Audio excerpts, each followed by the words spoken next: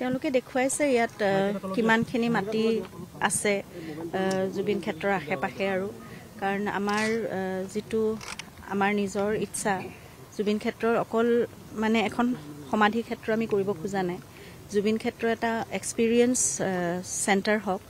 য'ত জুবিনৰ মিউজিয়াম থাকিব এটা এনেকুৱা ধৰণৰ আমি কিছুমান প্লেন এখন বনাইছোঁ গতিকে তাত বহু ধৰণৰ নতুন প্ৰজন্মই অকল আজিৰ ডেটত বা 2-3 বছৰলৈকে আহি অকল চাকি বন্তি জ্বলাই প্ৰাৰ্থনা কৰিলে অকল সেয়াই নহয় সেইখিনিতো থাকিবই লাগিব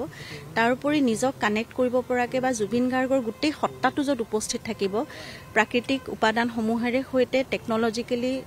খুব সাউণ্ড কিছুমান বস্তু আৰু যিবোৰ বস্তু আজিকালি ডিজিটেলি বা টেকনলজিকেলি বহুত আপগ্ৰেডেড হৈছে গতিকে তেনেকুৱা কিছুমান আমাৰ ইচ্ছা আছে সেই ইচ্ছাখিনি আমি কালি এটা প্ৰেজেণ্টেশ্যন আমি দিছিলোঁ কলাক্ষেত্ৰত